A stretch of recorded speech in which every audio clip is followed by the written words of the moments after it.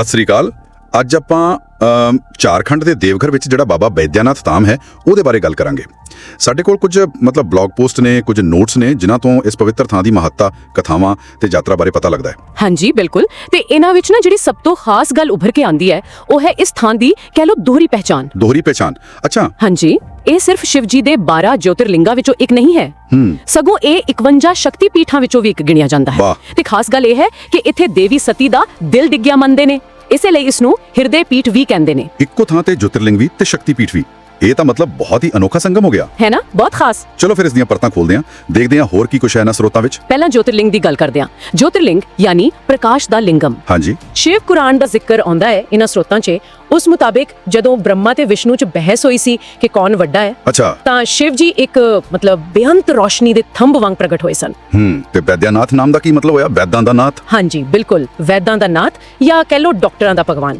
ਇੱਕ ਕਥਾ ਹੈ ਕਿ ਸ਼ਿਵ ਜੀ ਨੇ ਇੱਥੇ ਰਾਵਣ ਦਾ ਇਲਾਜ ਕੀਤਾ ਸੀ। ਅੱਛਾ, ਇਹ ਵੀ ਇੱਕ ਕਹਾਣੀ ਹੈ। ਤੇ ਇੱਥੋਂ ਦਾ ਜੋਤਿਰਲਿੰਗ ਸਵਯੰਭੂ ਮੰਨਿਆ ਜਾਂਦਾ, ਯਾਨੀ ਆਪਣੇ ਆਪ ਪ੍ਰਗਟ ਹੋਇਆ। ਤੇ ਹਿਰਦੇ ਪੀਠ ਵਾਲੀ ਗੱਲ, ਉਸ ਨਾਲ ਤਾਂ ਅਧਿਆਤਮਕ ਮਾਤਾ ਹੋਰ ਵੀ ਵੱਧ ਜਾਂਦੀ ਹੋਣੀ। ਬਿਲਕੁਲ, ਊਰਜਾ ਦਾ ਪੱਧਰ ਵੱਖਰਾ ਹੀ ਹੋਵੇਗਾ। ਸਰੋਤਾਂ ਵਿੱਚ ਇੱਕ ਹੋਰ ਰੀਤ ਦਾ ਜ਼ਿਕਰ ਹੈ, ਉਹ ਲਾਲ ਧਾਗੇ ਵਾਲਾ। ਹਾਂ, ਉਹ ਗਠਬੰਧਨ। ਹਾਂਜੀ, ਗਠਬੰਧਨ ਮੁੱਖ ਸ਼ਿਵ ਮੰਦਿਰ ਤੇ ਮਾਂ ਪਾਰਵਤੀ ਮੰਦਿਰ ਦੇ ਸਿਖਰਾਂ ਵਿਚਕਾਰ ਬੰਦੇ ਨੇ ਨਾ। ਹਾਂਜੀ, ਇਹ ਸ਼ਿਵ ਤੇ ਸ਼ਕਤੀ ਦੀ ਏਕਤਾ ਦਾ ਪ੍ਰਤੀਕ ਹੈ। ਇਸ ਸਥਾਨ ਦੀ ਦੋਹਰੀ ਮਹੱਤਤਾ ਨੂੰ ਹੋਰ ਪੱਕਾ ਕਰਦਾ ਹੈ। ਸਹੀ ਗੱਲ ਹੈ। ਅੱਛਾ, ਤੇ ਮੰਦਿਰ ਦੀ ਬਣਤਰ ਬਾਰੇ ਕੀ ਦੱਸਿਆ ਗਿਆ? ਦੇਖੋ, ਮੁੱਖ ਮੰਦਿਰ ਜਿਹੜਾ ਹੈ ਬਾਬਾ ਬੈਦਿਆਨਾਥ ਮੰਦਿਰ, ਉਹ ਲਗਭਗ 72 ਫੁੱਟ ਉੱਚਾ ਹੈ। 72 ਫੁੱਟ? ਤੇ ਉਹਦੀ ਸ਼ਕਲ ਹੈ ਨਾ, ਜਿਵੇਂ ਕਮਲ ਦਾ ਫੁੱਲ ਖਿੜਿਆ ਹੁੰਦਾ, ਉਸ ਤਰ੍ਹਾਂ ਦੀ ਬਣਤਰ ਹੈ। ਵਾਹ। ਤੇ ਉਹਦੇ ਸਿਖਰ ਤੇ 3 ਸੋਨੇ ਦੇ ਕਲਸ਼ ਨੇ। ਇੱਕ ਪੰਚਸ਼ੂਲ ਹੈ। ਪੰਚਸ਼ੂਲ ਇਹ ਤ੍ਰਿਸ਼ੂਲ ਵਰਗਾ ਹੀ ਹੁੰਦਾ ਤਾਂ ਤ੍ਰਿਸ਼ੂਲ ਵਰਗਾ ਹੀ ਹੈ, ਪਰ ਇਸ ਦੀਆਂ 5 ਨੋਕਾਂ ਹੁੰਦੀਆਂ ਨੇ, 3 ਦੀ ਬਜਾਏ। ਅੱਛਾ, ਇਹ ਫਰਕ ਹੈ। ਹਾਂਜੀ, ਤੇ ਇੱਕ ਖਾਸ 8 ਪੱਤੀਆਂ ਵਾਲਾ ਕਮਲ ਰਤਨ ਵੀ ਹੈ, ਜਿਸ ਨੂੰ ਚੰਦਰਕਾਂਤਾ ਮਣੀ ਕਹਿੰਦੇ ਨੇ। ਇਹ ਤਾਂ ਕਾਫੀ ਵਿਸਤਾਰ ਨਾਲ ਦੱਸਿਆ। ਤੇ ਇਹ ਵੀ ਗੱਲ ਹੈਰਾਨ ਕਰਦੀ ਹੈ ਕਿ ਆਸ-ਪਾਸ ਹੋਰ ਵੀ ਮੰਦਿਰ ਨੇ, 21-22 ਦੱਸੇ ਜਾਂਦੇ ਨੇ। ਹਾਂਜੀ, ਪੂਰਾ ਕੰਪਲੈਕਸ ਹੈ। ਮਾਂ ਪਾਰਵਤੀ, ਮਾਂ ਕਾਲੀ, ਕਾਲ ਭੈਰਵ, ਕਈ ਦੇਵੀ ਦੇਵਤਾਂ ਦੇ ਮੰਦਿਰ ਨੇ। ਇਹ ਤਾਂ ਫਿਰ ਆਪਣੇ ਆਪ 'ਚ ਇੱਕ ਛੋਟਾ ਜਿਹਾ ਧਾਰਮਿਕ ਸ਼ਹਿਰ ਹੀ ਹੋ ਗਿਆ। ਕੀ ਇਹਨਾਂ ਦੇ ਦਰਸ਼ਨਾਂ ਦਾ ਕੋਈ ਖਾਸ ਤਰੀਕਾ ਜਾਂ ਕ੍ਰਮ ਹੁੰਦਾ ਹੈ? ਸਰੋਤ ਬਹੁਤਾ ਸਪਸ਼ਟ ਨਹੀਂ ਕਰਦੇ ਇਸ ਬਾਰੇ, ਪਰ ਆਮ ਤੌਰ ਤੇ ਲੋਕ ਮੁੱਖ ਮੰਦਿਰ ਤੋਂ ਬਾਅਦ ਮਾਂ ਪਾਰਵਤੀ ਦੇ ਮੰਦਿਰ ਜਾਂਦੇ ਨੇ। ਠੀਕ। ਪਰ ਦੇਖੋ, ਇਸ ਥਾਂ ਨਾਲ ਜੁੜੀ ਸਭ ਤੋਂ ਮਸ਼ਹੂਰ ਕਹਾਣੀ ਸ਼ਾਇਦ ਰਾਵਣ ਵਾਲੀ ਹੈ। ਹਾਂ, ਉਹ ਤਾਂ ਸੁਣੀ ਹੈ ਥੋੜੀ ਬਹੁਤ ਕਿ ਰਾਵਣ ਨੇ ਸ਼ਿਵ ਜੀ ਤੋਂ ਵਰਦਾਨ ਲਿਆ ਸੀ। ਹਾਂਜੀ, ਤਪੱਸਿਆ ਕਰਕੇ ਆਤਮ ਲਿੰਗ ਪ੍ਰਾਪਤ ਕੀਤਾ ਸੀ, ਮਤਲਬ ਸ਼ਿਵ ਜੀ ਦਾ ਹੀ ਰੂਪ, ਜਿਸ ਵਿੱਚ ਉਹਨਾਂ ਦੀ ਸਾਰੀ ਸ਼ਕਤੀ ਸੀ। ਤੇ ਸ਼ਰਤ ਇਹ ਸੀ ਕਿ ਜਦੋਂ ਤੱਕ ਉਹ ਲੰਕਾ ਨਹੀਂ ਪਹੁੰਚਦਾ, ਇਸ ਨੂੰ ਜ਼ਮੀਨ ਤੇ ਨਹੀਂ ਰੱਖਣਾ। ਤੇ ਫਿਰ ਦੇਵਤਿਆਂ ਨੇ ਕੋਈ ਚਾਲ ਚੱਲੀ ਹੋਣੀ ਹੈ ਨਾ? ਬਿਲਕੁਲ। ਸਰੋਤ ਦੱਸਦੇ ਨੇ ਕਿ ਵਰੁਣ ਦੇਵਤਾ ਰਾਵਣ ਦੇ ਪੇਟ ਵਿੱਚ ਦਾਖਲ ਹੋ ਗਏ। ਅੱਛਾ, ਫਿਰ ਰਾਵਣ ਨੂੰ ਬਹੁਤ ਤੇਜ਼ ਹਾਜਤ ਮਹਿਸੂਸ ਹੋਈ। ਉਸ ਨੂੰ ਦੇਵਘਰ ਕੋਲ ਉਤਰਨਾ ਪਿਆ ਤੇ ਲਿੰਗਮ ਫੜਾ ਦਿੱਤਾ ਕਿਸੇ ਨੂੰ। ਇੱਕ ਗਵਾਲੇ ਨੂੰ, ਜੋ ਅਸਲ ਵਿੱਚ ਭਗਵਾਨ ਵਿਸ਼ਨੂੰ ਦਾ ਰੂਪ ਸਨ। ਕੁਝ ਕਥਾਵਾਂ 'ਚ ਗਣੇਸ਼ ਜੀ ਦਾ ਵੀ ਜ਼ਿਕਰ ਆਉਂਦਾ ਹੈ। ਤੇ ਉਸ ਗਵਾਲੇ ਨੇ ਲਿੰਗਮ ਜ਼ਮੀਨ ਤੇ ਰੱਖ ਦਿੱਤਾ ਹੋਣਾ? ਹਾਂਜੀ, ਜਾਣਬੁੱਝ ਕੇ। ਜਦੋਂ ਰਾਵਣ ਵਾਪਸ ਆਇਆ ਤਾਂ ਲਿੰਗਮ ਉੱਥੇ ਸਥਾਪਿਤ ਹੋ ਚੁੱਕਾ ਸੀ। ਤੇ ਫਿਰ ਚੁੱਕਿਆ ਨਹੀਂ ਗਿਆ? ਨਹੀਂ ਜੀ, ਰਾਵਣ ਨੇ ਬਹੁਤ ਜ਼ੋਰ ਲਾਇਆ ਪਰ ਹਿੱਲਾ ਵੀ ਨਾ ਸਕਿਆ। ਕਹਿੰਦੇ ਨੇ ਗੁੱਸੇ 'ਚ ਉਸਨੇ ਅੰਗੂਠੇ ਨਾਲ ਦਬਾ ਦਿੱਤਾ ਸੀ ਲਿੰਗਮ ਨੂੰ, ਤੇ ਉਹ ਨਿਸ਼ਾਨ ਅਜ ਵੀ ਹੈ। ਹਾਂ, ਇਹ ਮੰਨਿਆ ਜਾਂਦਾ ਹੈ। ਕਾਫੀ ਦਿਲਚਸਪ ਕਥਾ ਹੈ ਕਿ ਕਿਵੇਂ ਇਹ ਜੋਤਿਰਲਿੰਗ ਇੱਥੇ ਸਥਾਪਿਤ ਹੋਇਆ। ਬਿਲਕੁਲ। ਅੱਛਾ, ਇਸ ਕਥਾ ਤੋਂ ਇਲਾਵਾ ਇੱਕ ਹੋਰ ਵੱਡੀ ਚੀਜ਼ ਹੈ ਇੱਥੋਂ ਦੀ, ਸ਼ਰਾਵਣੀ ਮੇਲਾ। ਹਾਂਜੀ, ਸ਼ਰਾਵਣੀ ਮੇਲਾ। ਇਹ ਸਾਵਣ ਦੇ ਮਹੀਨੇ ਯਾਨੀ ਜੁਲਾਈ ਅਗਸਤ 'ਚ ਲੱਗਦਾ ਹੈ ਤੇ ਇਹ ਇੱਥੋਂ ਦਾ ਸਭ ਤੋਂ ਵੱਡਾ ਸਾਲਾਨਾ ਸਮਾਗਮ ਹੈ। ਸਰੋਤ ਤਾਂ ਇੱਥੋਂ ਤੱਕ ਕਹਿੰਦੇ ਨੇ ਕਿ ਸ਼ਾਇਦ ਇਹ ਦੁਨੀਆ ਦਾ ਸਭ ਤੋਂ ਲੰਬਾ ਚੱਲਣ ਵਾਲਾ ਧਾਰਮਿਕ ਮੇਲਾ ਹੈ। ਸੱਚੀ? ਸਭ ਤੋਂ ਲੰਬਾ? ਹਾਂਜੀ। ਤੇ ਇਸ ਦੌਰਾਨ ਉਹ ਕਾਂਵੜ ਯਾਤਰਾ ਆਉਂਦੀ ਹੈ, ਲੱਖਾਂ ਕਾਂਵੜੀਆਂ ਆਉਂਦੇ ਨੇ। ਹਾਂ, ਬਿਹਾਰ 'ਚ ਸੁਲਤਾਨਗੰਜ ਤੋਂ ਗੰਗਾ ਜਲ ਲੈ ਕੇ ਆਉਂਦੇ ਨੇ, ਸਜਾਈਆਂ ਹੋਈਆਂ ਕਾਂਵੜਾਂ 'ਚ। ਤੇ ਸਫ਼ਰ 108 ਕਿਲੋਮੀਟਰ, ਉਹ ਵੀ ਨੰਗੇ ਪੈਰੀ। ਹਾਂਜੀ, ਸੋਚੋ ਕਿੰਨੀ ਸ਼ਰਧਾ ਤੇ ਕਿੰਨੀ ਸਰੀਰਕ ਮਿਹਨਤ ਹੈ ਇਸ ਪਿੱਛੇ। ਬਿਲਕੁਲ। ਬੋਲ ਬੰਮ ਦੇ ਜੈਕਾਰੇ ਗੂੰਜਦੇ ਨੇ, ਮਾਹੌਲ ਹੀ ਵੱਖਰਾ ਹੁੰਦਾ ਹੋਣਾ। ਹਾਂਜੀ, ਪੂਰਾ ਇਲਾਕਾ ਸ਼ਿਵ ਭਗਤੀ 'ਚ ਰੰਗਿਆ ਜਾਂਦਾ ਹੈ। ਪਰ ਦੇਖੋ, ਇੱਕ ਹੋਰ ਪਹਿਲੂ ਹੈ ਜਿਸ ਦਾ ਜ਼ਿਕਰ ਸਰੋਤਾਂ 'ਚ ਆਉਂਦਾ ਹੈ। ਉਹ ਹੈ ਅਸਲ ਵੈਦਿਆਨਾਥ ਜੋਤਿਰਲਿੰਗ ਦੀ ਥਾਂ ਨੂੰ ਲੈ ਕੇ ਵਿਵਾਦ। ਅੱਛਾ, ਵਿਵਾਦ ਵੀ ਹੈ? ਹਾਂ, ਦੇਵਘਰ ਝਾਰਖੰਡ ਤਾਂ ਹੈ ਹੀ, ਪਰ ਨਾਲ ਹੀ ਪਾਰਲੀ ਮਹਾਰਾਸ਼ਟਰ ਤੇ ਬੈਜਨਾਥ ਹਿਮਾਚਲ ਪ੍ਰਦੇਸ਼ ਵੀ ਦਾਅਵਾ ਕਰਦੇ ਨੇ ਕਿ ਅਸਲੀ ਜੋਤਿਰਲਿੰਗ ਉਹਨਾਂ ਕੋਲ ਹੈ। ਉਹ ਫਿਰ ਸਹੀ ਕਿਹੜਾ ਹੈ? ਇਹੀ ਤਾਂ ਗੱਲ ਹੈ। ਪੁਰਾਣੇ ਗ੍ਰੰਥਾਂ 'ਚ ਵੱਖ-ਵੱਖ ਥਾਵਾਂ ਦਾ ਜ਼ਿਕਰ ਮਿਲਦਾ ਹੈ, ਜਿਸ ਕਰਕੇ ਇਹ ਬਹਿਸ ਚੱਲ ਰਹੀ ਹੈ। ਸਰਕਾਰ ਨੇ ਵੀ ਕਿਸੇ ਇੱਕ ਨੂੰ ਅਫੀਸ਼ੀਅਲ ਨਹੀਂ ਕਿਹਾ। ਇਹ ਤਾਂ ਅਹਿਮ ਜਾਣਕਾਰੀ ਹੈ। ਪਰ ਇਸ ਵਿਵਾਦ ਦਾ ਸ਼ਰਧਾਲੂਆਂ ਤੇ ਕੋਈ ਅਸਰ ਪੈਂਦਾ, ਉਹਨਾਂ ਦੀ ਸ਼ਰਧਾ ਤੇ? ਸਰੋਤ ਸਿੱਧਾ ਤਾਂ ਨਹੀਂ ਕਹਿੰਦੇ, ਪਰ ਜਿੰਨੀ ਪੀੜ ਤੇ ਸ਼ਰਧਾ ਦੇਵਘਰ 'ਚ ਦੇਖਣ ਨੂੰ ਮਿਲਦੀ ਹੈ, ਲੱਗਦਾ ਨਹੀਂ ਕਿ ਲੋਕਾਂ ਦੀ ਭਾਵਨਾ ਤੇ ਕੋਈ ਬਹੁਤਾ ਅਸਰ ਹੈ। ਉਹਨਾਂ ਲਈ ਇਹੀ ਸਥਾਨ ਸਭ ਕੁਝ ਹੈ। ਹਾਂ, ਸ਼ਰਧਾ ਅਕਸਰ ਇਹਨਾਂ ਬਹਿਸਾਂ ਤੋਂ ਪਰੇ ਹੁੰਦੀ ਹੈ। ਬਿਲਕੁਲ। ਅੱਛਾ, ਜੇ ਕੋਈ ਇੱਥੇ ਯਾਤਰਾ ਤੇ ਆਵੇ ਤਾਂ ਆਸ-ਪਾਸ ਹੋਰ ਦੇਖਣ ਵਾਲੀਆਂ ਥਾਵਾਂ ਦਾ ਵੀ ਜ਼ਿਕਰ ਹੈ? ਹਾਂਜੀ, ਹੈਗਾ। ਲੋਕ ਅਕਸਰ ਨੇੜੇ ਹੀ ਬਾਸੁਕੀਨਾਥ ਮੰਦਿਰ ਜਾਂਦੇ ਨੇ, ਕੋਈ 43 ਕਿਲੋਮੀਟਰ ਦੂਰ ਹੈ।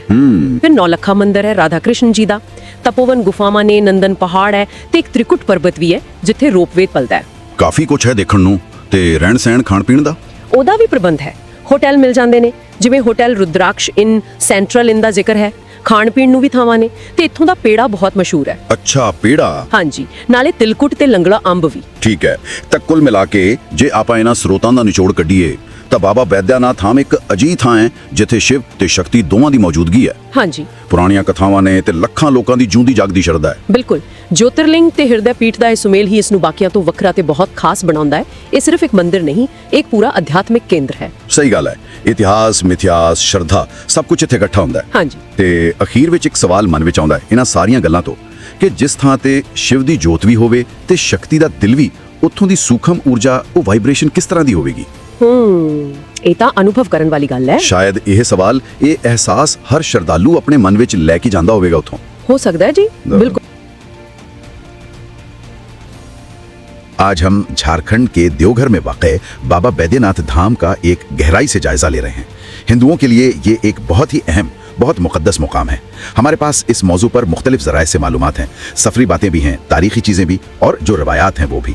तो मकसद ये समझना है कि आखिर ये जगह इतनी ख़ास क्यों है। जी हाँ, और इस मकाम की सबसे ख़ास बात शायद इसकी वो मुनफरिद दोहरी हैसियत है। ये ना सिर्फ भारत के जो 12 ज्योतिर्लिंग हैं उनमें से एक है, बल्कि 51 शक्ति पीठों में भी शुमार होता है। अच्छा, तो ये शिव और शक्ति का एक ही जगह पर बड़ा मुकद्दस संगम है। ये तो बहुत दिलचस्प है।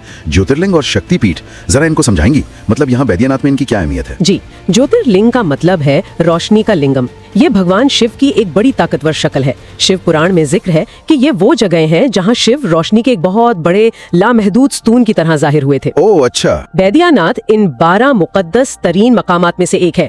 यहाँ शिव को बैद्यनाथ यानी वेदों या तबीबों का भगवान भी कहते हैं। तबीबों का भगवान? जी, और ये अकीदा है कि इस ज्योतिर्लिंग में शिफा देने की ताकत है। इसे स्वयंभू भी मानते हैं, यानी ये खुद से जाहिर हुआ है। वाह, यानी किसी ने बनाया नहीं, खुद जाहिर हुआ। जी, यही माना जाता है। और जहाँ तक शक्तिपीठ का ताल्लुक है तो वो कहानी देवी सती से जुड़ी है। जब सती ने अपने वालिद के यज्ञ में शिव की बेइज्जती पर खुद को कुर्बान कर दिया था तो शिव बहुत गमगीन हो गए थे। वो उनकी बाकियात लेकर कायनात में घूमने लगे। हाँ, ये कहानी तो सुनी है। तो निजाम को बचाने के लिए कहते हैं कि विष्णु ने सती के जिस्म के हिस्से किए।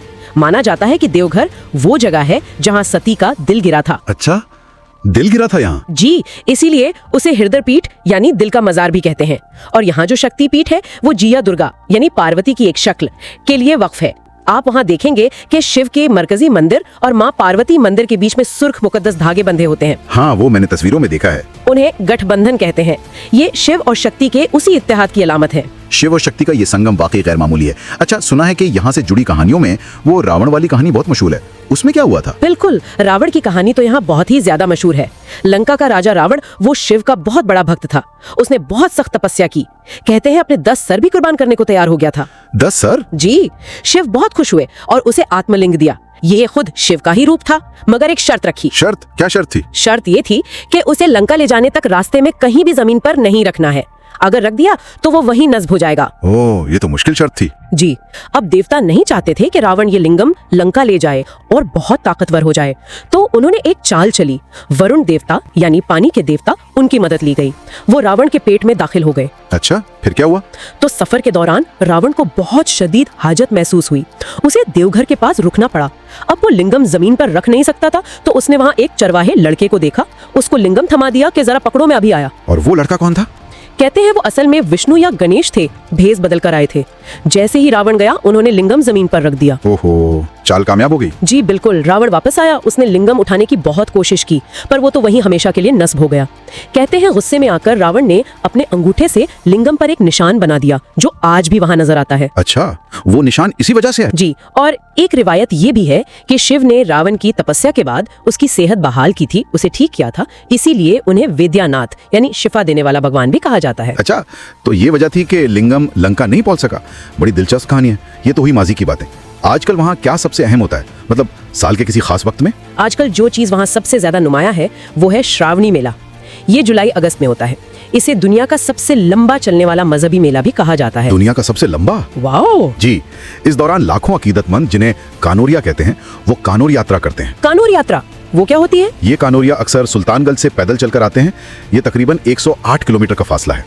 वो दरियाए गंगा का मुकद्दस पानी लाते हैं, उसे कानोर कहते हैं। एक सजा हुआ बर्तन होता है जिसे कंधों पर उठाया जाता है। 108 किलोमीटर पैदल वाह। पानी लेकर? जी हाँ, और एक बहुत अहम उसूल ये है कि कानूर को जमीन पर नहीं रखना होता पूरे रास्ते। अच्छा, ये भी ख्याल रखना होता है। बिल्कुल। फिर देवघर पहुंचकर वो ये गंगा जल ज्योतिर्लिंग पर चढ़ाते हैं।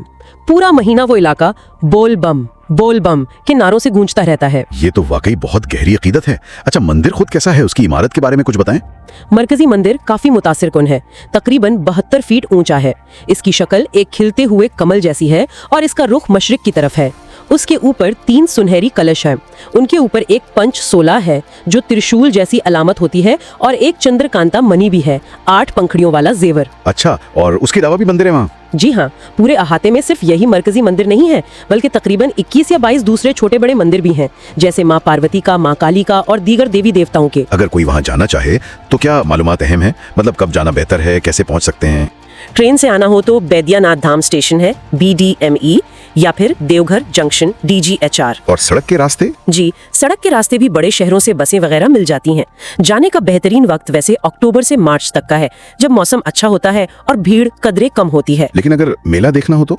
हाँ, अगर श्रावणी मेले का तजुर्बा करना है तो फिर जुलाई अगस्त में ही जाना होगा। बस भीड़ बहुत होती है।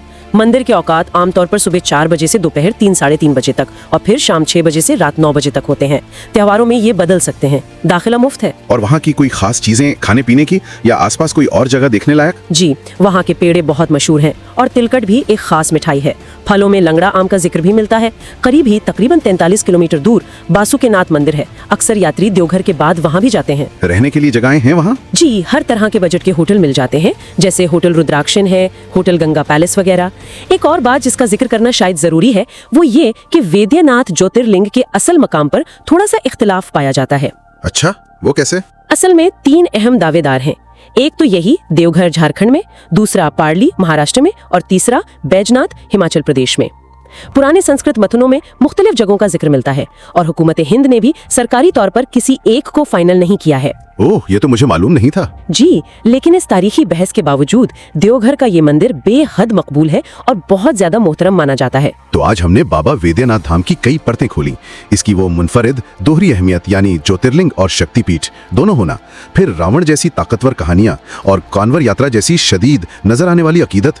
बिल्कुल, और ये बात सोचने पर मजबूर करती है नहीं कि ये तमाम ताकतवर चीजें, शिव बतौर शिफा देने वाले, सती के दिल का मकाम होना, रावण की वो पूरी कहानी और फिर कांवर यात्रा जैसी शदीद अकीदत जो हमें नजर आती है, ये सब मिलकर आज बैद्यनाथ धाम आने वाले यात्री के जाती रूहानी तजुर्बे पर या शायद शिफा की उसकी तलाश पर कैसे असरअंदाज होते होंगे, खास तौर पर जब मकाम की तारीखी हैसियत पर थोड़ी बहस भी मौजूद है।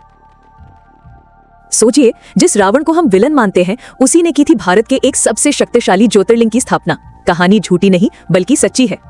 लीजिए, आ गई वो जानकारी जिसका आपको इंतजार था। नमस्कार। आज हम और आप साथ मिलकर चल रहे हैं झारखंड के देवघर शहर में, जहां बसा है बाबा बैद्यनाथ का वो चमत्कारी धाम जिसकी कहानी किसी फिल्मी कहानी से कम नहीं है। ये कोई ऐसा वैसा मंदिर नहीं है दोस्तों, ये वो पावन धरती है जहां भगवान शिव और माता शक्ति एक साथ एक ही जगह पर विराजते हैं। जी हाँ, ये भारत के 12 ज्योतिर्लिंगों में से एक है और 51 शक्ति पीठों में से भी एक। लेकिन इसकी कहानी शुरू होती है शिव के सबसे बड़े भक्तों में से एक रावण से। रावण चाहता था कि उसकी राजधानी लंका अजेय बन जाए और इसके लिए वो भगवान शिव को ही लंका ले जाना चाहता था। इसके लिए उसने हिमालय पर ऐसी घोर तपस्या शुरू की कि तीनों लोग कांप उठे। वो एक एक करके अपने सिर काटकर यज्ञ की अग्नि में समर्पित करता गया। 1, 2, 3 पूरे 9 सिर। और जैसे ही वो अपना 10वां सिर काटने वाला था, भगवान शिव प्रकट हो गए। पर जानते हैं किस रूप में? एक वैद्य के रूप में। शिवजी ने एक दिव्य चिकित्सक बनकर रावण के सभी सिरों को फिर से जोड़ दिया, उसे पूरी तरह स्वस्थ कर दिया। और इसी दिव्य घटना की वजह से उन्हें नाम मिला बैद्यनाथ, यानी वैद्यों के स्वामी। भोलेनाथ ने खुश होकर रावण को वरदान मांगने को कहा। रावण ने उनसे उनका आत्मलिंग ही मांग लिया, इस इच्छा के साथ कि वो उसे लंका में स्थापित करेगा। शिवजी मान तो गए, पर एक शर्त रखी कि रास्ते में इस लिंग को कहीं भी जमीन पर नहीं रखना, वरना ये वहीं स्थापित हो जाएगा। अब जैसे ही ये खबर देवताओं तक पहुंची, सब परेशान हो गए। अगर ये आत्मलिंग लंका पहुंच गया तो रावण अजय हो जाएगा। तब शुरू हुई एक डिवाइन प्लानिंग। देवताओं ने वरुण देव से विनती की और उन्होंने अपनी माया से रावण के पेट में प्रवेश कर लिया। अब रावण को इतनी तेज लघु शंका लगी कि उसे अपना विमान धरती पर उतारना ही पड़ा। वहां उसे एक छोटा सा ग्वाला लड़का दिखा जो असल में भेष बदले हुए भगवान विष्णु थे। रावण ने जल्दी में लिंग से थमाया और कहा, जरा इसे पकड़ना, मैं अभी आया। लेकिन भगवान विष्णु ने कुछ देर इंतजार करने का नाटक किया और फिर लिंग को जमीन पर रख दिया। बस शर्त के अनुसार वो आत्मलिंग वहीं हमेशा के लिए स्थापित हो गया। जब रावण वापस आया और उसने ये देखा तो वो गुस्से से पागल हो गया। उसने अपनी पूरी ताकत से लिंग को उखाड़ने की कोशिश की, पर वो हिला भी नहीं पाया। कहते हैं कि इसी खींचतान में उसने लिंग के ऊपरी हिस्से पर चोट पहुंचा दी थी और वो निशान आज भी वहां मौजूद है। और जो अगली बात है वो तो आपको हैरान कर देगी। ये स्थान सिर्फ ज्योतिर्लिंग ही नहीं बल्कि एक शक्तिपीठ भी है, जिसे हृदय पीठ कहते हैं। माना जाता है कि यहीं पर देवी सती का हृदय गिरा था। और एक हैरान करने वाली बात, इस मंदिर के शिखर पर आपको शिवजी का प्रिय त्रिशूल नहीं मिलेगा। जी हाँ, यहाँ है एक पंचशूल। ये इंसान के 5 विकारों काम, क्रोध, लोभ, मोह और अहंकार के विनाश का प्रतीक है। और यहाँ की सबसे खूबसूरत रस्मों में से एक है गठबंधन। इसमें बाबा बैद्यनाथ और माँ पार्वती के मंदिरों के शिखर को एक पवित्र लाल धागे से बांधा जाता है, जो उनके दिव्य विवाह का प्रतीक है। तो सोचिए, रावण की परम भक्ति ने हमें दिया एक अनोखा ज्योतिर्लिंग, जहाँ भगवान शिव खुद वैद्य बने और जहाँ आज भी माता सती का हृदय धड़कता है और जहाँ शिव पार्वती के गठबंधन का उत्सव हर रोज मनाया जाता है। इस अद्भुत कहानी ने अगर आपके दिल को भी छुआ है तो इस वीडियो को लाइक और अपने दोस्तों के साथ शेयर जरूर करें और हमें कमेंट करके बताइए आपको इस कहानी का कौन सा हिस्सा सबसे ज्यादा हैरान कर गया, रावण की भक्ति, विष्णु का छल या शिव का वैद्य रूप। कमेंट करके जरूर बताइए। वादा है अगला वीडियो 2 गुना मजेदार होगा। जल्दी सब्सक्राइब करें।